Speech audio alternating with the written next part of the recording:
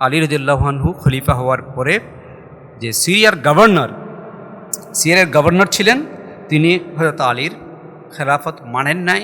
কারণ তিনি বলছেন আগে উসমান হত্যার বিচার করতে হবে। এমন নয় যে মুয়াবিয়া বলছেন যে আমি খলিফা, তিনি বলেছিলেন যে আগে উসমান হত্যার বিচার করতে হবে, তারপরে আমি বায়াত গ্রহণ করব। খোলাফায়ে রাশিদিনের সময় থেকে আমরা যেটা দেখে আসছি, খলিফা হতেন উম্মার মোটামুটি সর্বশ্রেষ্ঠ ব্যক্তি। শুধু শাসন কাজে নয়, আখলাক, নৈতিকতা, রাসূল সাল্লাল্লাহু আলাইহি ওয়াসাল্লামের সাথে তার সম্পর্ক, সাহচর্য, তারপরে হলো দ্বীনের জন্য তার অবদান, এইসব কিছু বিবেচনায় একজন নেককার ব্যক্তি অ্যাজ ওয়েল অ্যাজ দুনিয়া পরিচালনার যোগ্য সেরকম ব্যক্তি খলিফা হতেন। কিন্তু এই জায়গায়ও ব্যতিক্রম হয়, অর্থাৎ খলিফার ব্যক্তিগত যোগ্যতা এবং খলিফা নির্বাচনের পদ্ধতিগত বিষয়, এই দুটা জিনিসেই নষ্ট হয় বা ক্ষতিগ্রস্ত হয়, ভিন্ন হয়ে যায়। যেই কারণে হুসাইন এটার প্রতিরোধ করার জন্য, পরিবর্তন করার জন্য চেষ্টা করেছিলেন, কিন্তু তার সেই চেষ্টা সফল হয় নাই। কিন্তু যুগে যুগে আমাদের যে অন্যায় এবং অবিচারের প্রতিরোধে যারা অবদান রেখেছেন, তাদের মাঝে হুসাইনের যে ভূমিকা সেটি চিরস্মরণীয় হয়ে থাকবে। মুআবিয়া রাদিয়াল্লাহু আনহু একজন যোগ্য শাসক ছিলেন, কোনো সন্দেহ নেই। শাসক হিসেবে বা এই শাসন কাজের সরকারি দায়িত্ব পালন করা, মানুষ পরিচালনা করা, এই ধরনের যোগ্যতা মুআবিয়া রাদিয়াল্লাহু আনহুর অনেক মানুষের চেয়ে বেশি ছিল। এর কারণ হচ্ছে ওনারা তো মানে নেতৃস্থানীয় গোষ্ঠীর মানুষ। মুআবিয়া বিন আবি সুফিয়ান ইবনে হারব বনু উমাইয়া, কুরাইশের সর্দার গোষ্ঠীর মানুষ, তার মধ্যে এই যোগ্যতাটা পরিপূর্ণরূপে ছিল এবং তার দীর্ঘদিনের শাসন কাজের অভিজ্ঞতা ছিল। উনি হযরত আলীর ইন্তেকালের পরে তিনি খলিফা হন, কিন্তু তার আগে উনি 20 বছর গভর্নর ছিলেন। উমর রাদিয়াল্লাহু আনহুর সময় থেকে এক নাগাড়ে সিরিয়ার গভর্নর ছিলেন, আর 20 বছর তিনি খলিফা ছিলেন। তো সেই হিসেবে তার একটা দীর্ঘ সময়ের শাসনের অভিজ্ঞতা ছিল। তো কিন্তু ঐতিহাসিকগণ, মুহাদ্দিসগণ এক বাক্যে স্বীকার করেন, খেলাফত রাশেদা, যেটা খেলাফা আলা মিনহাজুন নবুওয়া কিংবা খেলাফতে রাশেদা, সেটি রাসূল সাল্লাল্লাহু আলাইহি ওয়াসাল্লামের ইন্তেকালের 30 বছর পরে সমাপ্ত হয়েছে। এবং সেটি যদি 30 বছর পর সমাপ্ত হয়, তাহলে এর মধ্যে মুআবিয়ার শাসন অন্তর্ভুক্ত নয়। মুআবিয়া রাদিয়াল্লাহু আনহু যখন ক্ষমতায়, তখন হাসান হুসাইন মদিনায়। তখনও কুফার লোকেরা হাসান হুসাইনকে চিঠি লিখত যে আপনারা কুফায় আসেন, আপনারাই খলিফা, আপনার বাবাই খলিফা ছিল, আমরা আপনাদের হাতে বায়াত গ্রহণ করব, আপনারাই যোগ্য খলিফা। কিন্তু মুআবিয়ার সাথে চুক্তির কারণে তারা এটিকে গুরুত্ব দিতেন না।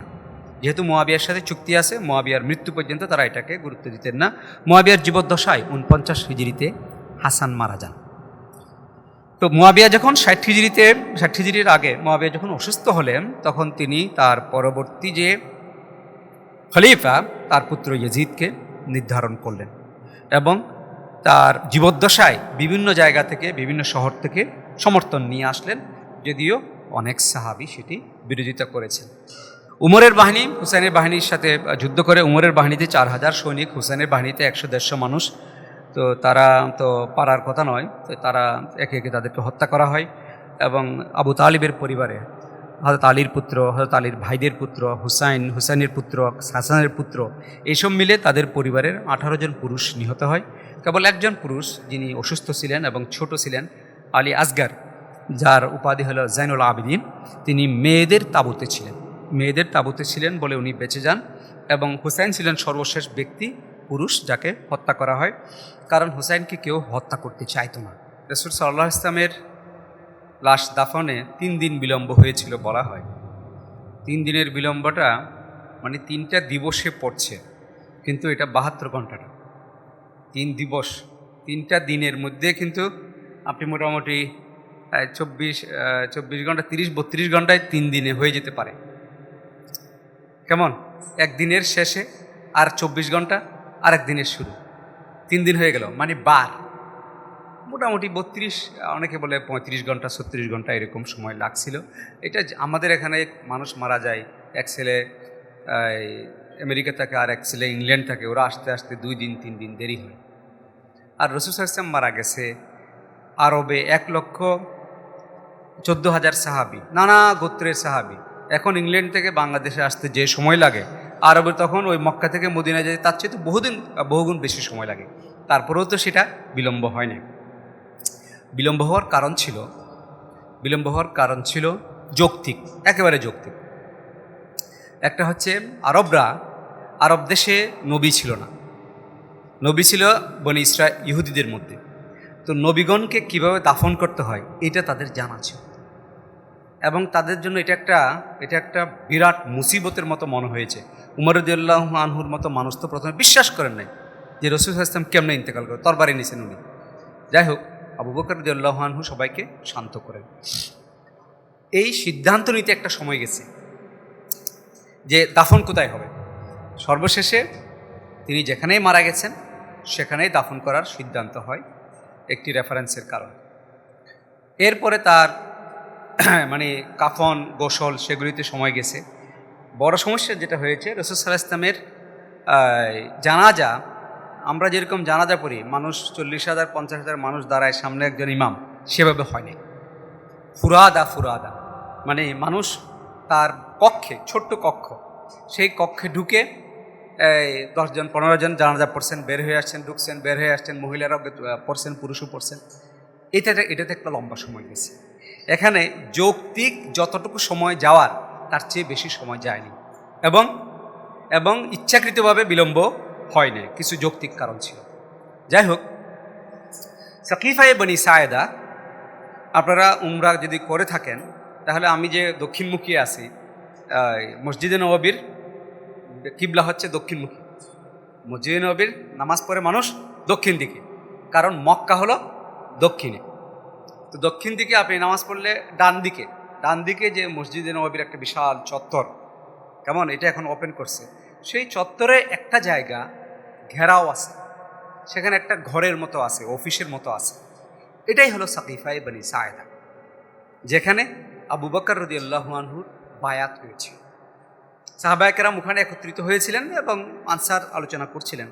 তখন আচানক উমর রাদিয়াল্লাহু আনহু চিন্তা করলেন যে এখানে মতভেদ হচ্ছে, এবং উনি আবু বকর রাদিয়াল্লাহু আনহুকে ডাকলেন, আবু বকর রাদিয়াল্লাহু আনহুর হাতে বায়াত করলেন। এটা নিয়ে কোনো আলোচনা হয়নি যে আবু বকর হইতে পারেন কিনা, এরকম কোনো আলোচনা হয় না। হয়তো তোমার ডাকলেন, তার হাতে বায়াত গ্রহণ করলেন, সবাই বায়াত গ্রহণ করছে, এর মধ্যে কেউ আর আপত্তি করে নাই। মানে সবার সন্তুষ্টিক্রমে হয়তো আবু বকরের বায়াত হয়েছে, পরের দিনও বায়াত হয়েছে।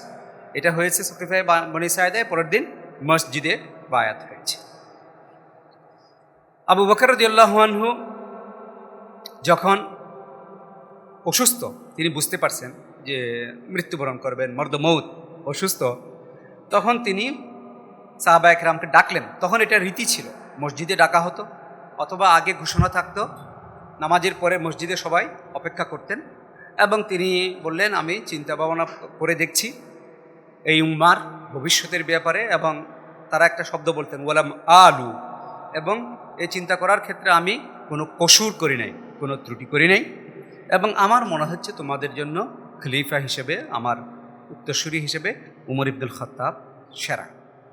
তো যাই হোক, তারা বললেন যে আপনার চিন্তা সঠিক, আমরা উমরের উপর সন্তুষ্ট। তো সেই হিসেবে ওনার মৃত্যুর পরে উমর ইবনুল খাত্তাব রাদিয়াল্লাহু আনহু পূর্ববর্তী খলিফার মতামতের ভিত্তিতে বা প্রস্তাবনার ভিত্তিতে জনগণের সন্তুষ্টির এবং সম্মতিতে খলিফা নির্বাচিত হন। উমর রাদিয়াল্লাহু আনহু যখন একদিন ফজরের নামাজের সময় ছুরিকাহত হন, এবং ছুরিকাহত হওয়ার পর উনি 3 দিন বেঁচে ছিলেন। তো উনি তড়িগড়ি করে বললেন যে আমি বাঁচব না, উনি 6 জনের একটা কমিটি গঠন করে দিলেন। এরা আশরায়ে মুবাশশারার জীবিত সদস্য, এই 6 জনের কমিটি গঠন করে দিলেন, এবং বললেন তোমরা আলাপ আলোচনা করে নিজেদের মধ্য থেকে একজনকে খলিফা নির্বাচন করো। তারা কয়েকবার মিটিং করেছেন, এবং উমর রাদিয়াল্লাহু আনহু বলছিলেন যে আমার গোত্রের কাউকে যেন খলিফা করা না হয়। আবার হয়তো উমর আবু বকরের গোত্রের ছিলেন না। তো তারা আলাপ আলোচনা করলেন, এমনকি আব্দুর রহমান বিন আউফ যেহেতু আলোচনার দায়িত্বে ছিলেন, উনি রাস্তাঘাটে বের হয়েছেন, শুধু 6 জন আলোচনা করছেন এমন না, লোকদের সাথে কথা বলেছেন, এমনকি মদিনায় যে বহিরাগত মানুষরা ছিল তাদের সাথে কথা বলেছেন। তারপরেই লিখছেন, অন্যান্যরা লিখছেন যে রাস্তাঘাটে যে খেলাধুলা করতেছে বাচ্চারা, তাদের সাথে উনি পরামর্শ করেছেন। এমনকি ওয়ান নিসাফিল খুদুর, পর্দার আড়ালে নারীদের সাথে পরামর্শ করেছেন। এবং তার কাছে মনে হয়েছে অধিকাংশের মতামত উসমান রাদিয়াল্লাহু আনহুর পক্ষে। মানে সেই কালে মানুষের মতামত নিয়ে যদি রাষ্ট্রপ্রধান নির্বাচন করতে হয়, এর চেয়ে আমার মনে হয় সুষ্ঠু এবং এর চেয়ে সুন্দর কোনো পদ্ধতি হইতে পারে না। সেভাবে তিনি উসমান রাদিয়াল্লাহু আনহুর নাম ঘোষণা করেন এবং তিনি তার বায়াত গ্রহণ করা হয়। হয়তো উসমান যখন শহীদ হলেন, যাই হোক লম্বা ঘটনাগুলি আমরা না বলি, তখন তো মদিনায় নৈরাজ্য, লোকেরা বিশেষ করে যারা হয়তো উসমানের হত্যার সাথে জড়িত, তারা আলীর কাছে গিয়ে বলল যে আপনি খলিফা, আমরা আপনার কাছে বায়াত হব। হয়তো আলী রাজি ছিলেন, কিন্তু উনি বললেন যে এটা তোমাদের কাজ না, খলিফা নির্বাচন করা তোমাদের কাজ না, এটা আহলুল হিল ওয়াল আকদ, এটা হচ্ছে জ্যেষ্ঠ সাহাবীদের কাজ। আর আমি এরকম বাড়ির ভিতরে একটা কোনায় গোপনে বায়াত গ্রহণ করার মানুষ নই। আমি মসজিদে যাব এবং মসজিদে সকলের উপস্থিতিতে বায়াত হবে, সকলে যদি এটা অ্যাকসেপ্ট করে। আলী রাদিয়াল্লাহু আনহু মসজিদে যান এবং সকলের উপস্থিতিতে সকলের সম্মতিক্রমে তিনি খলিফা হন। এভাবে আমরা দেখতে পাচ্ছি যে খুলাফায়ে রাশেদিনের খেলাফত বা খলিফা নির্বাচনের একটা পদ্ধতি ছিল। সেই পদ্ধতিটা হচ্ছে মানুষের সম্মতিক্রমে এবং জনগণের সমর্থনে, কোনো রকমের বল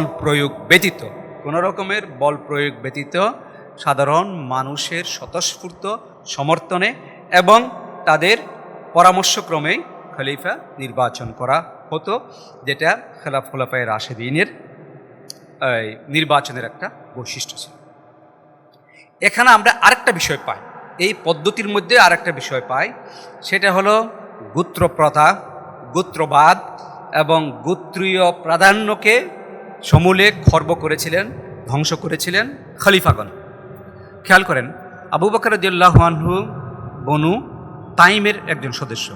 আরবের কুরাইশের অনেকগুলো উপশাখা ছিল, যেমন রাসূল সাল্লাল্লাহু আলাইহি ওয়াসাল্লাম বনু হাশিম, তাহলে হযরত আলীও বনু হাশিম, তারপরে আবু বকর রাদিয়াল্লাহু আনহু বনু তাইম, উমর রাদিয়াল্লাহু আনহু বনু আদি, উসমান রাদিয়াল্লাহু আনহু বনু উমাইয়া, তারপরে আবু সুফিয়ানও বনু উমাইয়া, আবু জেহেল বনু মখজুম। এভাবে এক একজন এক এক শাখা গোত্রের ছিল।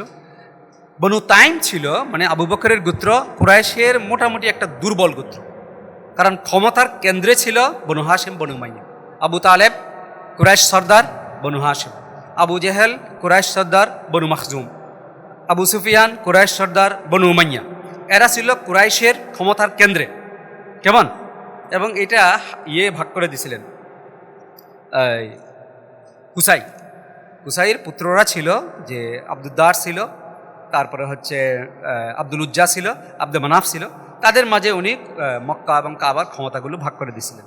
তো যাই হোক, আবু সুফিয়ান তখনই একটা গোত্রবাদী উস্কানি দিয়েছিলেন এবং রাসূল সাল্লাল্লাহু আলাইহি ওয়াসাল্লামের ইন্তেকালের পরে আলী রাদিয়াল্লাহু আনহুকে তিনি বলেছেন যে আমি তোমার পক্ষে আছি, প্রয়োজনে আমি সেনাবাহিনী জোগাড় করব, তুমি খেলাফতের দাবিদার হও। হযরত আলী রাদিয়াল্লাহু আনহু তাকে ধমক দিয়ে তার এই প্রস্তাব প্রত্যাখ্যান করেন এবং গোত্রবাদকে তারা মাথাছাড়া দিতে দেননি। আবু বকর রাদিয়াল্লাহু আনহু ইন্তেকালের পূর্বে যে উমর রাদিয়াল্লাহু আনহুকে মনোনয়ন দিলেন, হযরত উমর তার গোত্রের ছিলেন না, হযরত উমর ছিলেন বনু আদি, আবু বকর বনু তাইম। এবং আবু বকর রাদিয়াল্লাহু আনহু এবং হযরত উমর রাদিয়াল্লাহু আনহু ইনাদের শাসনকালে আমি দ্বিতীয় যে বৈশিষ্ট্য বলছি খেলাফতের রাশেদার, একটা তো বললাম পরামর্শভিত্তিক এবং জনগণের সম্মতিক্রমে খলিফা নির্ধারণ, দ্বিতীয় যে বৈশিষ্ট্য সেটা হলো গোত্রবাদের অবসান, অন্তত ক্ষণিক সময়ের জন্য। তো আবু বকর রাদিয়াল্লাহু আনহু এমন একজনকে খলিফা মনোনয়ন দিলেন যিনি তার গোত্রের নন। এবং এই প্রথম দুজন ইনারা তাদের সময়ে নিজের গোত্রের কোনো মানুষকে কোনো সরকারি দায়িত্বে চাকরি দেন নাই। উমর রাদিয়াল্লাহু আনহু একজনকে দিছিলেন তার গোত্রের, নুমান বিন আদি। তো উনি ওনার একটা এটা রেওয়ায়ত পাওয়া যায়, ওনার কিছুটা পদস্খলন ছিল। উনি একটা কবিতা লিখছিলেন। উনি যেহেতু দূরে ছিলেন এবং তার স্ত্রী তার সাথে ছিল না, তার স্ত্রীর জন্য একটা কবিতা লিখছিলেন, সেখানে হয়তো একটু মদের উল্লেখ ছিল। যাই হোক, তোমার তাকে বরখাস্ত করেন। আর কাউকে তিনি নিজের গোত্রের দায়িত্ব দেন নাই।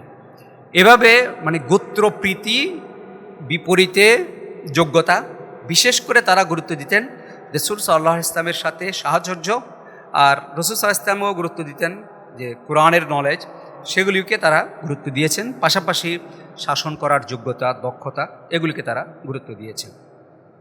তো হযরত উসমানের পরে হযরত আলী, এই যে একটা ধারাবাহিকতা পার হলো, এর মধ্যে আমরা তাহলে দুটো বৈশিষ্ট্য দেখতে পেলাম। একটা হচ্ছে গোত্রবাদ বর্জন বা পরিহার, আর একটা হলো জনগণের মতামত এবং জনগণের সমর্থনে রাষ্ট্র পরিচালনা করা। তৃতীয় যে বৈশিষ্ট্যের কথা বলতে চাই সেটি হচ্ছে শুরা ব্যবস্থা। আবু বকর রাদিয়াল্লাহু আনহুর কর্মপদ্ধতি ছিল, যদি কোনো প্রশ্ন তার কাছে আসতো, কোনো প্রবলেম আসতো, উনি প্রথমে কোরআনে অনুসন্ধান করতেন, না পাইলে রাসূল সাল্লাল্লাহু আলাইহি ইসলামের যে বক্তব্য উনি জানেন সেটাতে অনুসন্ধান করতেন। তাও যদি না পান তাহলে তিনি সাহাবীদেরকে ডাকতেন, বিশেষ করে সিনিয়র সাহাবীদের, কারণ আবু বকর রাদিয়াল্লাহু আনহুর সময় অনেক সিনিয়র সাহাবী বেঁচে ছিলেন এবং তাদের সাথে পরামর্শ করে কোনো একটা কাজ করতেন। একই পদ্ধতি অবলম্বন করেছেন ওমর রাদিয়াল্লাহু আনহু বড় বড় সকল ঘটনায়, যেমন কোরআন সংকলন তারা পরামর্শ করেছেন, আলাপ আলোচনা করেছেন, মতভেদ হয়েছে, পরে আবার একমত হয়েছে। রিদ্দার যুদ্ধ, বিশেষ করে জাকাতের বিরুদ্ধে যুদ্ধ, জাকাত অস্বীকারীদের বিরুদ্ধে যুদ্ধ। রিদ্দার যুদ্ধের ব্যাপারে কোনো মতামতের প্রয়োজন নেই, কিন্তু জাকাত যারা অস্বীকার করছে তাদের ব্যাপারে, যুদ্ধের ব্যাপারে কিছুটা মতভেদ ছিল, সেটিও আলাপ আলোচনার মাধ্যমে সমাধান হয়। এরপরে উমর রাদিয়াল্লাহু আনহু দিওয়ান প্রচলন করেন, সাহাবীদের সাথে পরামর্শ করেন। উমর রাদিয়াল্লাহু আনহু খারাজ প্রবর্তন করেন, সাহাবীদের সাথে পরামর্শ করেন। আবু বকর রাদিয়াল্লাহু আনহু কোরআন সংকলন করেন, সাহাবীদের সাথে পরামর্শ করেন। তার মানে হলো একটা পরামর্শমূলক যে শাসন ব্যবস্থা, শুরা ব্যবস্থা, এটি একটি বড় বৈশিষ্ট্য ছিল খোলাফায়ে রাশেদার। এরপর হচ্ছে বাইতুল মাল। বাইতুল মালকে রাষ্ট্রীয় সম্পদ হিসেবে বিবেচনা করতেন এবং তারা এটাকে ব্যক্তিগত সম্পদ বলে বিবেচনা করতেন না। বাইতুল মাল আবু বকর রাদিয়াল্লাহু সম্পর্কে যেটা বলা হয় যে উনি যেদিন খলিফা হলেন তার পরের দিন এক কাপড়, থান কাপড় নিয়ে বাজারে যাচ্ছেন বিক্রি করার জন্য। উমর রাদিয়াল্লাহু আনহু বললেন যে খেলাফতের কি হবে যদি খলিফা বাজারে কাপড় বিক্রি করে? তো আবু বকর বললেন, এটাই তো আমার রুটি রুজি, আমার তো রিজিক এখানে, বা আমার তো উপার্জনের উপায়। তখন আবু উবাইদা ইবনুল জাররাহর কাছে নিয়ে যাওয়া হলো এবং উনি বললেন যে ঠিক আছে, একজন কুরাইশের একজন বা মুহাজির, মধ্যমানের একজন মুহাজিরের জীবনযাপন করার জন্য বছরে 4000 দিরহাম দরকার হয়। খলিফার জন্য 4000 দিরহাম ভাতা নির্ধারণ করা হলো। তো এটা ছিল ওনার বাইতুল মাল থেকে নেওয়া, এর বাইরে কোনো টাকা তিনি নিতেন না। আবু বকর রাদিয়াল্লাহু আনহু ইন্তেকালের পূর্বে তার যে সন্তানদেরকে ওসিয়ত করেন, আমার 8000 টাকা, আমি 2 বছর ক্ষমতায় ছিলাম, দায়িত্ব পালন করেছি, 8000 টাকা তোমরা বাইতুল মালে ফেরত দিবে, মানে 8000 দিরহাম। উমর রাদিয়াল্লাহু আনহু বাইতুল মালের ব্যাপারে অনেক বেশি কড়া ছিলেন এবং হয়তো উমরের আমলে বিপুল মানে সম্পদ আসে, বিপুল সম্পদ। কারণ পারস্য বিজিত হয়, এদিকে কি বলে সিরিয়া এলাকা বিজিত হয়, নানা জায়গায় বিজয় অভিযানের সাফল্যের কারণে বিপুল সম্পদ আসে, কিন্তু উনি বাইতুল মাল থেকে অতিরিক্ত টাকা গ্রহণ করতেন না। একটা বড় গল্প আছে যে তার কাপড়টি লম্বা ছিল এবং এই লম্বা কাপড় থাকার কারণে একজন জুমার নামাজে তাকে প্রশ্ন করছে যে খলিফা, আমরা বাইতুল মাল থেকে তো শর্ট কাপড় পাইছি, আপনি কীভাবে লম্বা পেয়েছেন? যাই হোক, আব্দুল্লাহ ইবনে ওমর সেই প্রশ্নের উত্তর দিয়েছিলেন। হযরত উমর রাদিয়াল্লাহু আনহু কখনও বাইতুল মালকে নিজের সম্পদ মনে করতেন না এবং এ ব্যাপারে অনেক বেশি কঠোর ছিলেন। উমর রাদিয়াল্লাহু আনহু এ বিষয়ে অনেক বেশি কঠোর ছিলেন। ওনার একটা কর্মনীতি বলি, দিওয়ানটা প্রতিষ্ঠা করা হয়েছিল। দিওয়ান মানে অফিস আর কি, একটা দাপ্তরিক অফিস, আর একটা বালাম বা আর একটা খাতা, যেখানে লোকদের নাম লেখা থাকতো এবং তাদেরকে কি ভাতা দেওয়া হয় সেটা লেখা থাকতো। এটা করেছিলেন। বাইতুল মালে একটা অনেক বেশি সম্পদ জমা হয়েছে এবং রাসূল সাল্লাল্লাহু আলাইহি ওয়াসাল্লাম, আবু বকর, ওমর রাদিয়াল্লাহু আনহুমা, ইনাদের পলিসি ছিল সম্পদ জমা না রাখা। রাষ্ট্রের সম্পদ জমা না রাখার একটা পলিসি ছিল, এবং যখন প্রয়োজন হবে তখন কালেকশন করা। এটা রাসূল সাল্লাল্লাহু আলাইহি ওয়াসাল্লামের পলিসি ছিল, যে উনি তাবুক যুদ্ধে যাবেন, কালেকশন করছেন, বা কোনো সময় সম্পদ আসছে, অনেক খেজুর আসছে, বন্টন করে দিয়েছেন, সাথে সাথে বন্টন করে দিয়েছেন। ওনাদের একটা পলিসি ছিল, সম্পদ পুঞ্জীভূত করে রাখতেন না, বিতরণ করে দিতেন, আর প্রয়োজনের সময় কালেকশন করতেন। যাই হোক, ওই সময়ের অগ্রগতির আলোকে তারা এটা করতেন। উমর রাদিয়াল্লাহু আনহু চিন্তা করলেন, এত সম্পদ যেহেতু আছে, আমি এগুলি বন্টন করে দিব। এখন উনি একটু পদ্ধতি অবলম্বন করেন। সেই পদ্ধতির মূলটা কিন্তু স্বজন প্রীতি ছিল না, নেপোটিজম ছিল না। উনি বললেন যে নাম লিখো, মুহাজিরদের নাম লিখো, আনসারদের নাম লিখো। তো যারা লিখতেছেন তারা বললেন যে 1 নম্বরে খলিফা উমর ইবনুল খাত্তাব। উনি বললেন না, 1 নম্বরে রাসূল সাল্লাল্লাহু আলাইহি ওয়াসাল্লামের পরিবার, আর মুসলমান হিসেবে আমার সিরিয়াল যেখানে আছে সেখানে লিখবা। কারণ উমর রাদিয়াল্লাহু আনহু তো শুরুর দিকে ইসলাম গ্রহণ করে নেয়, ইসলাম গ্রহণ করছে একটু পরে, 5ম হিজরি বা এই সময়। সুতরাং আমার ধারাবাহিকতার নাম যেখানে আসবে সেখানে আমার নাম লিখবা, আর যারা রাসূল সাল্লাল্লাহু আলাইহি ওয়াসাল্লামের ফ্যামিলি এবং আস-সাবিকুন আল-আউয়ালুন তাদের নাম আগে লিখবে, তারপরে যারা মুহাজির তাদের নাম লিখবে, তারপরে যারা আনসার তাদের নাম লিখবে, তারপর যারা বদরি সাহাবী তাদের নাম লিখবে, তারপরে যারা হুদায়বিয়া, এগুলি কিন্তু এক একটা স্তর, যারা হুদায়বিয়াতে অংশগ্রহণ করেছে তাদের নাম আসবে, তারপরে যারা মক্কা বিজয়ে অংশগ্রহণ করছে, তা এভাবে তিনি একটা ভাগ করলেন এবং একটু বিভাজন করছিলেন। যেমন সবচেয়ে বেশি রাষ্ট্রীয় ভাতা দেওয়া হতো উম্মুল মুমিনিন আয়েশা রাদিয়াল্লাহু আনহাকে 14,000 দিরহাম বছরে দেওয়া হতো। তারপর আস্তে আস্তে আর কম পেতেন, হয়তো তোমার তার চেয়ে কম পেতেন। তো সাহাবীদের সন্তানদেরকে সাহাবীদের অর্ধেক দেওয়া হতো। উমর ইবনে খাত্তাবের পুত্র আব্দুল্লাহ ইবনে উমরকে হয়তো তোমার দিয়েছেন বার্ষিক 3,000। আর উসামা বিন জায়েদ কে হয়? হ্যাঁ, যায়েদ বিন হারেসার ছেলে, রাসূল ইসলামের পালক পুত্র বলা হয়। হ্যাঁ, পালক পুত্র, যাই হোক, এটা তো বিধান আল্লাহ বাতিল করছেন। পালক পুত্র যায়েদ বিন হারেসার পুত্র উসামা, যাকে রাসূল সাল্লাল্লাহু আলাইহি ওয়াসাল্লাম অনেক ভালোবাসতেন এবং তাকে হিব্বে রসুল বলা হতো। সাহাবীরা রাসূল সাল্লাল্লাহু আলাইহি ওয়াসাল্লামকে কোনো বিষয় যদি প্রস্তাব পেশ করতে চাইতেন এবং ভয় পাইতেন, তাহলে উসামার উসিলা দিতেন, উসামাকে বলতেন আমাদের পক্ষে এটা একটু রসুলকে বলেও। উসামাকে হযরত ওমর দিলেন 4,000 দিরহাম।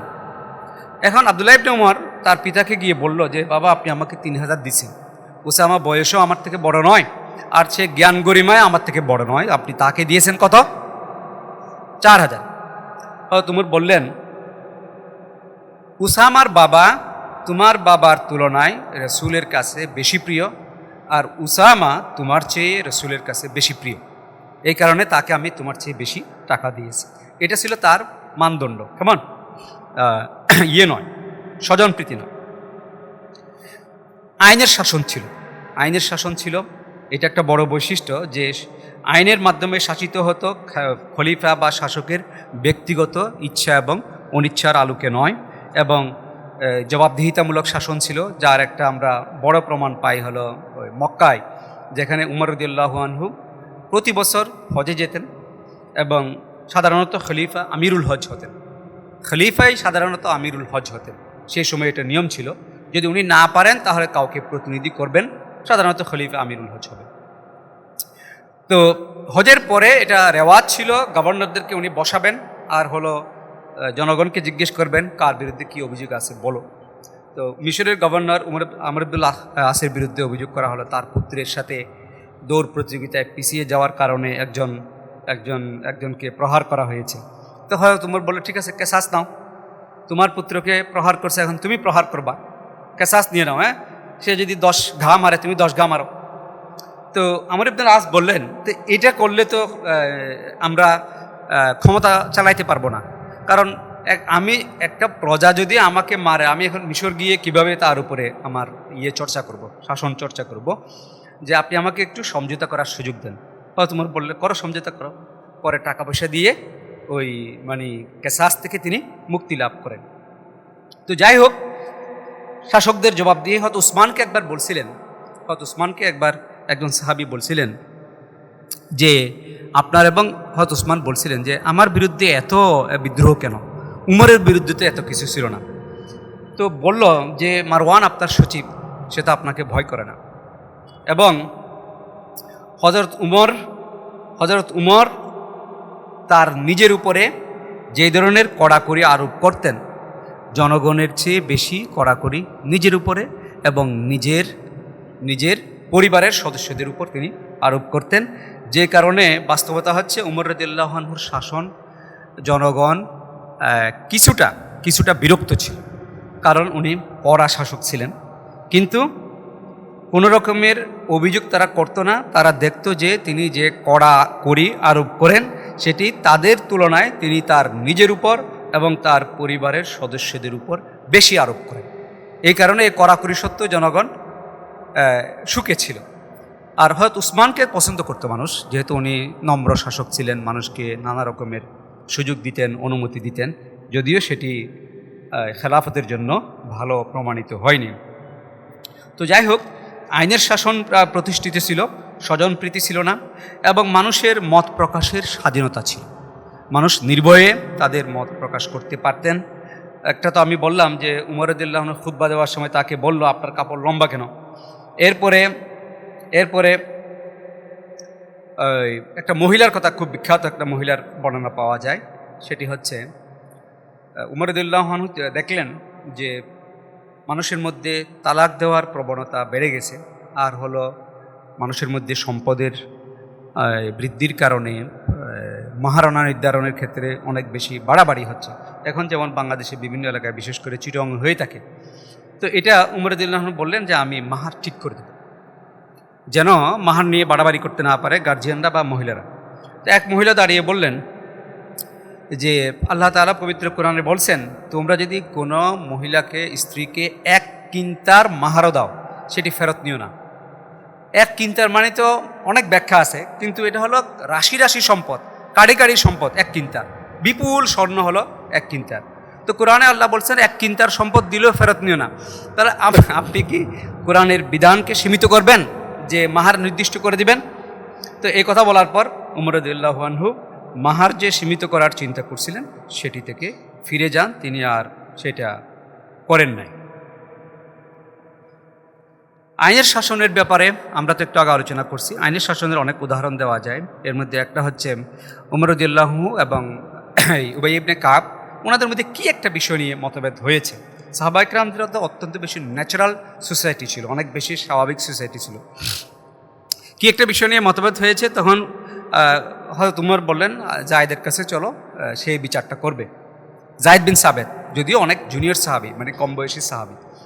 তো জায়েদ বিন সাবেতের কাছে গেল, এবং শরীয়তে নিয়ম হচ্ছে আল বাইয়িনাতু আলাল মুদ্দাই ওয়াল ইয়ামিন আলা মান আনকারা। যে ব্যক্তি বাদী উনি প্রমাণ উপস্থাপন করবে, আর যে বিবাদী সে শপথ করবে।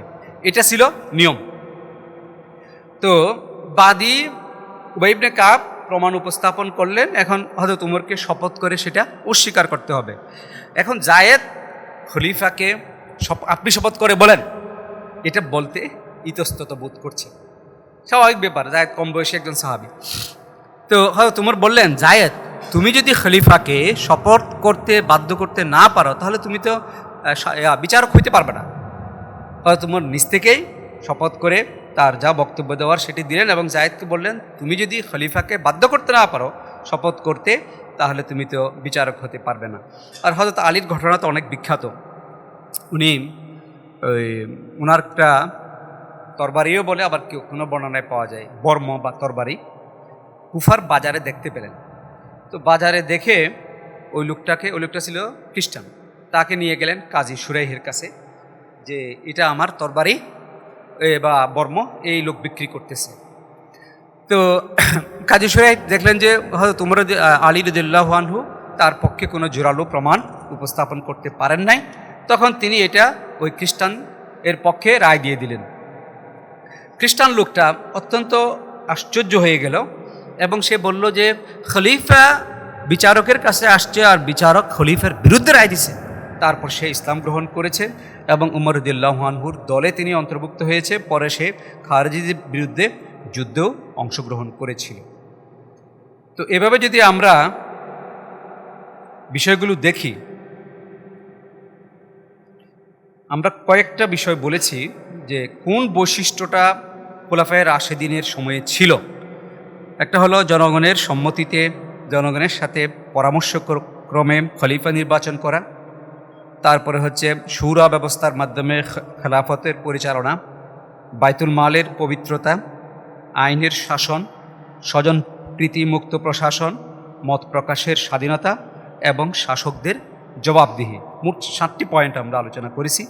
এগুলি হচ্ছে খেলাফতের রাশেদার মূল বৈশিষ্ট্য। আমরা সবসময় খেলাফতের রাশেদার বৈশিষ্ট্য বলতে গেলে উমরের কথাটা বেশি আসে। এর মূল কারণ হচ্ছে তার সময়টা খেলাফত স্থিতিশীল ছিল। কারণ হযরত উসমানের সময় হযরত উসমানের 6 বছর যুদ্ধ বিদ্রোহ এগুলি ছিল। হযরত আলীর তো পুরো 4 বছরেই যুদ্ধ বিগ্রহ ছিল। আর হযরত আবু বকর রিদ্দার যুদ্ধ, জাকাত অস্বীকারীদের বিরুদ্ধে যুদ্ধ, এগুলিতে উনি ব্যস্ত ছিলেন। একটা স্থিতিশীল সময় পেয়েছেন, যে সময়ে ইসলামী শাসনের সৌন্দর্য পরিস্ফুট এবং উদ্ভাসিত হয়েছে, সেটি হচ্ছে উমর ইবনুল খাত্তাবের সময়। যে কারণে আমরা তার সময়ের রেফারেন্সটি বেশি দিয়ে থাকি এবং বেশি আলোচনা করে থাকি। জবাবদিহিতার একটা উদাহরণ দিচ্ছি। উমর রাদিয়াল্লাহু আনহুর একটা বক্তব্য ছিল, কোনো গভর্নর, মানে তারা স্বতঃস্ফূর্ত ছিলেন, মানুষের শাসক, জনগণের শাসক, কোনো গভর্নর তার ঘরের দরজা বন্ধ করতে পারবে না। এটার অর্থ এই নয় যে ঘরের দরজা বন্ধ করতে পারবে না, পারবে, কিন্তু এর অর্থ হলো জনগণের সাথে তার যোগাযোগটা সরাসরি হবে, এর মধ্যে কোনো প্রতিবন্ধকতা থাকবে না। তো তিনি শুনলেন কুফার গভর্নর সাদ বিন আবি ওয়াক্কাস, অনেক বড় সাহাবী, আশারায়ে মুবাশশারা। সাদ বিন আবি ওয়াক্কাস একটা সুন্দর গেট নির্মাণ করেছেন তার বাড়ির সামনে। উমর রাদিয়াল্লাহু আনহুর সময়ে প্রধান গোয়েন্দা বলতে পারেন, অথবা প্রধান কি বলতে পারি, মুহাসিব ছিলেন হলো মুহাম্মদ বিন মাসলামা। তো ওকে পাঠাইলেন যে তুমি এটা তদন্ত করো, তদন্ত করে তার গেটটি জ্বালিয়ে দেবে। তো মাসলামা কুফায় গেলেন, হ্যাঁ, দেখলেন যে ওনার একটা বিরাট একটা গেট, সুরম্য গেট নির্মাণ করেছেন। উনি বাজারে গিয়ে লাকড়ি কিনে এসে গেটটি জ্বালিয়ে দিয়েছেন। তো এই রকমের গভর্নরগণকে তিনি নিয়ন্ত্রণ করতেন এবং তারা ভয়ে থাকতেন। এই জায়গা থেকে পরিবর্তনের সূচনাটা হলো আলী রাদিয়াল্লাহু আনহু খলিফা হওয়ার পরে। যে সিরিয়ার গভর্নর ছিলেন, তিনি হযরত আলীর খেলাফত মানেন নাই, কারণ তিনি বলছেন আগে উসমান হত্যার বিচার করতে হবে। এমন নয় যে মুয়াবিয়া বলছেন যে আমি খলিফা, তিনি বলেছিলেন যে আগে উসমান হত্যার বিচার করতে হবে, তারপরে আমি বায়াত গ্রহণ করব। তো যাই হোক, বাস্তবতা হচ্ছে হযরত আলীর পক্ষে উসমান হত্যার বিচার করা সম্ভব ছিল না, যেটা আসলে বলা হয় না আর কি। বাস্তব বিষয় হচ্ছে উসমান হত্যাকারীদের বিচার করতে গেলে আলী রাদিয়াল্লাহু আনহু শক্তি ক্ষয় হতো এবং তার বাহিনী শূন্য হয়ে যেত। তো যে কারণে তার পক্ষে ওই মুহূর্তে উসমান হত্যাকারীদের বিচার করা সম্ভব ছিল না। বাট হযরত আলীর চেষ্টা ছিল হয়তো উসমানের বিরুদ্ধে বিদ্রোহকারীদের মধ্যে যারা মূল ছিল তাদেরকে একটু সরিয়ে রাখা বা তাদেরকে একটু কম গুরুত্বপূর্ণ পদে রাখা, এটা ওনার চেষ্টা ছিল। বাট উনি একটা সুন্দর সময়ের জন্য অপেক্ষা করছিলেন, যখন খেলাফত শক্তিশালী হবে, সবাই বায়াত গ্রহণ করবে, তারপরে উনি বিচার করবেন, এরকম একটা বিষয়ে ছিলেন। উনি অনেককে বলছেন, তালহাকে বলছেন, জুবাইরকে বলছেন রাদিয়াল্লাহু আনহুমা, যে আমি বিচার করব, কিন্তু একটা খেলাফতে একটা শৃঙ্খলা ফিরে আসতে হবে। তো যাই হোক, সেটা আর হয়নি। আলী রাদিয়াল্লাহু আনহুর শাহাদাতের পর এখানে একটা পয়েন্ট আলোচনা করে যাই। সেটা হলো, অনেকে বলেন যে মুসলমানরা যদি এত ভালো হয়, কিংবা রসুলের সাথীরা সাহাবিরা তারা যদি এত মর্যাদাবান হয়, এত উন্নত হয়, তারা কেন তারা তাদের ওই সময়ের প্রথম 3 জন, আবু বকর ব্যতীত পরবর্তী 3 জন কেন নিহত হলো?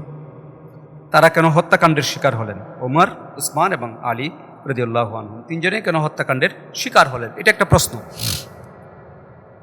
খেয়াল করেন, আমি একটু আগে বলছি তারা ছিল প্রকৃত অর্থে জনগণের শাসক, এবং তাদের সাথে জনগণের কোনো দূরত্ব ছিল না, এবং তাদের কোনো নিরাপত্তা রক্ষী ছিল না।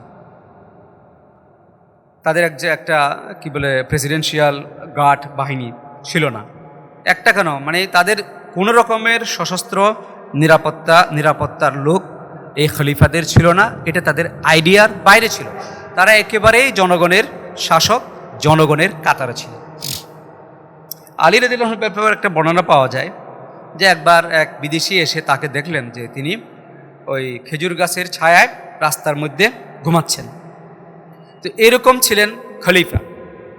এই ধরনের একজন ব্যক্তির ব্যাপারে যদি তার এই বিশাল সাম্রাজ্যের একটা ব্যক্তি ক্ষুব্ধ হয়, একটা ব্যক্তি একটা ব্যক্তি যদি ক্ষুব্ধ হয় এবং সে যদি হত্যা করার নিয়ত করে, কারণ ওই সমাজে অনেক অমুসলিম ছিল, অনেক আহলুদ্দিম্মা ছিল, সম্ভব হত্যা করা সম্ভব। তার মানে এটা কোনোভাবেই প্রমাণ করে না যে খলিফা নিহত হওয়ার মানে হলো তাদের এখানে বড় রকমের কোনো অসন্তোষ ছিল। কারণ একজন মানুষ যদি বিক্ষুব্ধ হয় সে একজনকে হত্যা করতে পারবে, কারণ তারা ওই ধরনের প্রটোকল নিয়ে চলতেন না, ওইটা তাদের আইডিয়াই ছিল না। তারা একেবারেই জনগণের শাসক, জনগণের সাথে মিশে থাকতেন। এটা ছিল কারণ। উসমান রাদিয়াল্লাহু আনহু সময়ে মদিনায় তো বিদ্রোহীরা এসে ভর্তি হয়ে গেছে। কুফা থেকে আসছে, বাসরা থেকে আসছে, মিশর থেকে আসছে, গিজ হচ্ছে বিদ্রোহী। তো মদিনায় কোনো তো সেনাবাহিনী ছিল না, সেনাবাহিনী ছিল কিন্তু বর্ডারে। মদিনায় কোনো সেনাবাহিনী ছিল না, মদিনা থেকে সেনাবাহিনী তৈরি করে বা আহ্বান করে পাঠানো হতো। রেডিমেড কোনো সেনাবাহিনী বা গ্যারিসন মদিনায় ছিল না। কিন্তু আলী রাদিয়াল্লাহু আনহু তার ছেলেদেরকে পাঠাইছেন, অন্যান্য সিনিয়র সাহাবীরা তাদের ছেলেদেরকে পাঠাইছেন, হাসান হুসাইন ইনারা গেছেন, গিয়ে খলিফাকে বলছেন আপনার দরবারে বা আপনার গেটে আমরা পাহারায় নিযুক্ত আছি, আমাদের পিতারা আমাদেরকে পাঠিয়েছেন। ওসমান তাদেরকে বলছেন তোমরা চলে যাও। এমনকি শেষ পর্যন্ত উনি থ্রেট দিছেন যদি তোমরা আমার বায়াতে থাকতে চাও তাহলে তোমরা আমার গেট থেকে চলে যাও। তা আপনি এটা পৃথিবীর ইতিহাসে পাবেন না যে একজন শাসককে হত্যা করার জন্য আসছে আর উনি ওনার সকল নিরাপত্তা রক্ষীদেরকে তাড়িয়ে দিয়েছেন। তো যদি উনি চাইতেন তাহলে এই ঘটনা ঘটতো না, নিহত হতেন না। ওসমান মনে করতেন যারা এখানে আসছে তারা অমুসলিম নয়, তারা মুসলিম, তারা হয়তো কিছু দাবি দেওয়া নিয়ে আসছে বা শাসকের কিছু বিষয়ে সমালোচনা করার জন্য আসছে। সুতরাং উনি মনে করতেন যে আমার জীবন রক্ষার জন্য যেন একজন মুসলিমেরও জীবনহানি না হয়। এটা আপনি ইতিহাসে এই ধরনের কোনো প্রমাণ পাবেন না। তাহলে উনি যদি এটা না করতেন, তার বিপরীতটা করতেন, তাহলে উনি কয়েকশো মানুষকে হত্যা করতেন এবং নিজের জীবন বেছে যেত। সুতরাং ওই যে কথাটি বলা হয় এটা সঠিক নয়। যাই হোক, আলী রাদিয়াল্লাহু আনহুর ইন্তেকালের পরে, খুব সংক্ষেপে বলি সময় বেশি নেই, ওনার ইন্তেকালের পরে হাসান খলিফা হন। কুফায় যারা আছে হযরত আলীর অনুসারী তারা হাসানের হাতে বায়াত গ্রহণ করে। তো ওদিকে মুআবিয়া রাদিয়াল্লাহু আনহু তিনি সিরিয়া থেকে প্রস্তুতি গ্রহণ করেন এবং তিনিও এগিয়ে আসেন, হাসানও এগিয়ে যান। যুদ্ধ হবে আর কি। পরে যুদ্ধের পূর্বে আলাপ আলোচনা হয়, আলাপ আলোচনার মাধ্যমে হাসান রাদিয়াল্লাহু আনহু তিনি তার ক্ষমতা বা তার দাবি ছেড়ে দেন, মুআবিয়া খলিফা হন। তবে একটা চুক্তি হয়েছিল, যে চুক্তির অন্যতম একটা শর্ত ছিল, এটা দুই রকমের রবায়েত পাওয়া যায়। একটা অনেকে বলে যে মুআবিয়ার পরে হুসাইন খলিফা হবে, চুক্তিতে এটা ছিল, হয়তো শিয়া বর্ণনায় পাওয়া যায়। কিন্তু প্রকৃত যেটা বিষয় সেটা হচ্ছে চুক্তিতে ছিল যে মুআবিয়ার পরে খিলাফা আলা শুরা, মুআবিয়ার পরে শুরার মাধ্যমে মানে মুসলিম জনগণের বা সিনিয়র ব্যক্তিবর্গ যারা আছেন তাদের পরামর্শ ও আলাপ আলোচনার ভিত্তিতে খলিফা নির্ধারণ করা হবে, এটা চুক্তিতে ছিল। এরপরে হাসান হুসাইন মদিনায় চলে যান এবং তারা মুআবিয়ার কাছ থেকে ভাতা পেতেন বা উপঢৌকন সম্মানী পেতেন। এবং মুআবিয়ার এটা একটা গুণ ছিল, উনি খুব হি ওয়াজ এ গ্রেট ম্যানেজার, উনি অনেক ভালোভাবে ম্যানেজ করতে পারতেন। এবং সাধারণত ওনার পলিসি ছিল যারা একটু বিদ্রোহী, যারা একটু তার বিরোধী, তাদের সাথে উনি ভালো আচরণ করবেন, বিশেষ করে উপহার দিবেন, টাকা পয়সা অন্যান্য উপহার দিবেন এবং এর মাধ্যমে তিনি তাদেরকে সন্তুষ্ট রাখবেন। এটা তার একটা পদ্ধতি ছিল। এর মাধ্যমে যদি না হয়, তিনি উসমানের মতো ছিলেন না, এর মাধ্যমে যদি না হয় তাহলে উনি তাকে শাস্তি দিবেন, মানে যদি এটা মনে করেন যে হত্যাযোগ্য বিষয় তাহলে তাকে হত্যা করবেন বা মৃত্যুদণ্ড দিবেন। এটা একটা তার বিষয় ছিল, কৌশল ছিল দৃঢ়তা ছিল, যে কৌশলে যদি এবং সুযোগ দিয়ে উপহার দিয়ে দেওয়ার পরেও যদি কনভিন্স করা না যায়, তাহলে তিনি যদি মনে করতেন যে এইটা ফিতনার জন্য একটি কারণ হবে, তাহলে তার বিরুদ্ধে সেরকম যথাযথ এবং গুরুতর ব্যবস্থা গ্রহণ করতেন। যাই হোক, মুআবিয়া রাদিয়াল্লাহু আনহু যখন ক্ষমতায়, তখন হাসান হুসাইন মদিনায়। তখনও কুফার লোকেরা হাসান হুসাইনকে চিঠি লিখত যে আপনারা কুফায় আসেন, আপনারাই খলিফা, আপনার বাবাই খলিফা ছিল, আমরা আপনাদের হাতে বায়াত গ্রহণ করব, আপনারাই যোগ্য খলিফা। কিন্তু মুআবিয়ার সাথে চুক্তির কারণে তারা এটিকে গুরুত্ব দিতেন না। যেহেতু মুআবিয়ার সাথে চুক্তি আছে, মুআবিয়ার মৃত্যু পর্যন্ত তারা এটাকে গুরুত্ব দিতেন না। মুআবিয়ার জীবদ্দশায় 49 হিজরিতে হাসান মারা যান। তো মুআবিয়া যখন 60 হিজরির আগে মুআবিয়া যখন অসুস্থ হলেন, তখন তিনি তার পরবর্তী যে খলিফা তার পুত্র ইয়াজিদকে নির্ধারণ করলেন এবং তার জীবদ্দশায় বিভিন্ন জায়গা থেকে, বিভিন্ন শহর থেকে সমর্থন নিয়ে আসলেন, যদিও অনেক সাহাবী সেটি বিরোধিতা করেছেন। মুআবিয়া ইন্তেকালের পরে যখন ইয়াজিদের জন্য বায়াত গ্রহণ করার নির্দেশ দেওয়া হলো, তখন নানা শহরে বায়াত হলো। মিশর থেকে বায়াত হয়েছে, বিভিন্ন শহর থেকে বায়াত এসেছে, দামেস্কে তো হবেই। কিন্তু মদিনার কয়েকজন ব্যক্তি, বিশেষ করে সিনিয়র সাহাবী, তারা বায়াত গ্রহণ করলেন না ইয়াজিদের জন্য। আব্দুল্লাহ ইবনে ওমর, আব্দুল্লাহ ইবনে আব্বাস, আব্দুল্লাহ ইবনে জুবাইর এবং হুসাইন বিন আলী।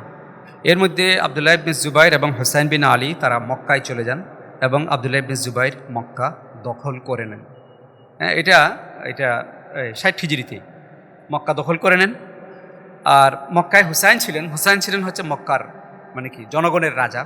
কারণ আব্দুল্লাহ ইবনে জুবাইর যদিও মক্কা দখল করছেন, মানুষের কেন্দ্র ছিল হলো হুসাইন বিন আলী। তো ওই সময় ওনার কাছে প্রচুর কুফা থেকে চিঠি আসে এবং উনি চিন্তা করলেন এই সময় এই চিঠির জবাবে সাড়া দেওয়া যায়, কারণ এখন মুআবিয়ার সাথে চুক্তি আর বহাল নেই এবং মুআবিয়া চুক্তি অনুসারে তার মৃত্যুর পরে যে জনগণের পরামর্শক্রমে খলিফা নির্বাচিত হবে সেই কথাটি রক্ষা করেন নাই। এই জন্য উনি চিন্তা করছেন যে উনি এখন কুফায় যেতে পারেন। ওনাকে অনেকে মানা করছেন, আব্দুল্লাহ ইবনে ওমর, আব্দুল্লাহ ইবনে আব্বাস এবং কি তার ভাই মুহাম্মদ ইবনে হানাফিয়া, ওনারা নিষেধ করছেন, কিন্তু কেউ বলেন না যে আপনার এই কাজটি হারাম হচ্ছে। তারা বলেছেন কৌশলগতভাবে আপনার এই কাজটি ঠিক হচ্ছে না। কুফার মানুষ সাধারণত প্রতারণা প্রবণ, তারা আপনার পিতার সাথে, আপনার ভাইয়ের সাথে প্রতারণা করেছে, আপনার সাথেও প্রতারণা করতে পারে।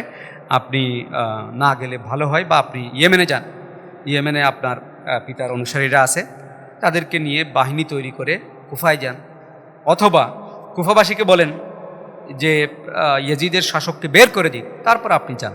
কিন্তু হুসাইন তাদের এই পরামর্শ শুনেননি। তিনি তার ভাই মুসলিম বিন আকিলকে প্রেরণ করেন।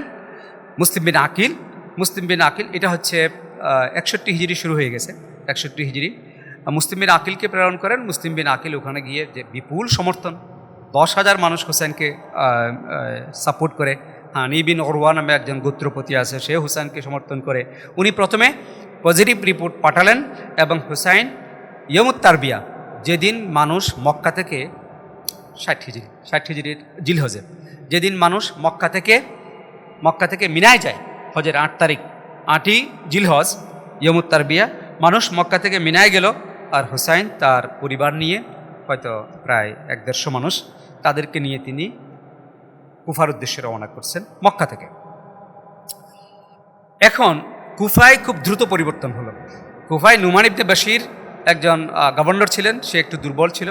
নুমান ইবনে বশিরকে ইয়াজিদ সরিয়ে দিল এবং বাসরার গভর্নর উবাইদুল্লাহ বিন জিয়াদকে কুফায় নিয়োগ দিল। উবাইদুল্লাহ বিন জিয়াদ একজন নিষ্ঠুর ছিলেন গভর্নর। উবাইদুল্লাহ বিন জিয়াদ নানা রকমের ব্যবস্থা গ্রহণ করতে শুরু করলেন। একদিন মুসলিম বিন আকিল দেখলো সকালবেলা হুসাইনের সাপোর্টার 2000, 3000, 4000 আছে। দুপুরবেলা দেখলো যে 500 সাপোর্টার আছে। সন্ধ্যার সময় দেখলেন যে হুসাইনের কোনো সাপোর্টার আর নাই, মুসলিম বিন আকিল একা। তারপর তিনি এক মহিলার বাড়িতে আশ্রয় নিলেন। সেই মহিলার পুত্র তাকে ধরিয়ে দিল এবং তাকে হত্যা করল। ওই বিল্ডিংয়ের ছাদ থেকে ফেলে দিয়ে মুসলিম বিন আকিলকে হত্যা করল। মুসলিম বিন আকিল এর পূর্বে তার যে উনি বললেন ইয়েকে, ওমর বিন সাদ বিন আবি ওয়াক্কাস, সেই যে সাদ বিন আবি ওয়াক্কাস আশরায়ে মুবাশশারা, তার একজন পুত্র উবাইদুল্লাহ বিন জিয়াদের বাহিনীতে ছিল এবং সে কমান্ডার। তাকে বলল যে তুমি আমার পক্ষ থেকে 3টি কাজ করবে, একটা হলো আমার লাশ দাফন করবে যখন উবাইদুল্লাহ আমাকে হত্যা করবে, তারপরে হলো কুফায় কিছু মানুষ আমার টাকা পায় তাদেরকে টাকা পয়সা দিয়ে দিবে, আর হুসাইনকে দ্রুত পত্র লিখবে উনি যেন বাসরায় কুফায় না আসে। তো অ্যাকর্ডিংলি হুসাইনকে পত্র দেওয়া হয়েছিল, কিন্তু যখন তাকে পত্র দেওয়া হয় তখন তিনি অলরেডি কুফার কাছাকাছি চলে আসছেন। তো সেটা হলো পরবর্তীতে 61 হিজরির মুহররম মাসের 9-10 তারিখ যখন যুদ্ধ হয়, এবং উমর বিন সাদ বিন আবি ওয়াক্কাস এর নেতৃত্বে, যদিও বড় সাহাবীর পুত্র, তারপরেও হয়তো পদের লোভে ইত্যাদি কারণে সে উবাইদুল্লাহর পক্ষ থেকে যুদ্ধ করেছে। তো ইমাম হুসাইন শান্তির প্রস্তাব দিয়েছিলেন। উনি বলছিলেন যে তোমরা আমাকে হয়তো দামেস্কে পাঠিয়ে দাও, অথবা আমাকে দূর বর্ডারে পাঠিয়ে দাও, অথবা আমি যেখান থেকে আসছি মক্কায় বা মদিনায় আমাকে সেখানে চলে যেতে দাও। এটা একটা শান্তির প্রস্তাব ছিল। কিন্তু উবাইদুল্লাহর একমাত্র দাবি ছিল আপনাকে আত্মসমর্পণ করতে হবে হুসাইনের কাছে, ইয়াজিদের কাছে বায়াত গ্রহণ করতে হবে। কিন্তু হুসাইন সেটা করতে রাজি ছিলেন না। যদি ইয়াজিদের সাথে সামনাসামনি কথা হয় সেটার জন্য উনি রাজি ছিলেন। তো যাই হোক, উমরের বাহিনী হুসাইনের বাহিনীর সাথে যুদ্ধ করে। উমরের বাহিনীতে 4000 সৈনিক, হুসাইনের বাহিনীতে 100-150 মানুষ। তো তারা তো পারার কথা নয়, তো তারা একে একে তাদেরকে হত্যা করা হয়। এবং আবু তালিবের পরিবারে হযরত আলীর পুত্র, হযরত আলীর ভাইদের পুত্র, হুসাইনের পুত্র, হাসানের পুত্র, এইসব মিলে তাদের পরিবারের 18 জন পুরুষ নিহত হয়। কেবল একজন পুরুষ যিনি অসুস্থ ছিলেন এবং ছোট ছিলেন, আলী আসগার, যার উপাধি হলো জাইনুল আবিদিন, তিনি মেয়েদের তাঁবুতে ছিলেন বলে উনি বেঁচে যান। এবং হুসাইন ছিলেন সর্বশেষ ব্যক্তি পুরুষ যাকে হত্যা করা হয়, কারণ হুসাইনকে কেউ হত্যা করতে চাইতো না। যুদ্ধ চলতেছে, অন্যান্যদেরকে হত্যা করছে এবং তারা সবাই হুসেনের চারপাশ দিয়ে ঘুরে চলে যায়, অ্যাটাক করে না। সর্বশেষে তাকে হত্যা করার ইয়েটা নেয়, দুঃসাহস দেখায় ওই সীমার বলে আর কি আমাদের এখানে, শামির বিন জু আল জাউসান, সে তাকে হত্যা করে। এবং উমাইয়াদের যে রীতি যারা চালু করছে যে হত্যা করার পর মানুষের গলা কেটে ফেলা, এবং তার গলা কেটে তার মাথাটি কুফায় নিয়ে যায়, বলা হয় তার লাশের উপর দিয়ে ঘোড়া চালিয়ে দেওয়া হয়। তো যাই হোক, এরপরে কুফা থেকে তার তার মাথা দামেস্কে পাঠিয়ে দেওয়া হয়।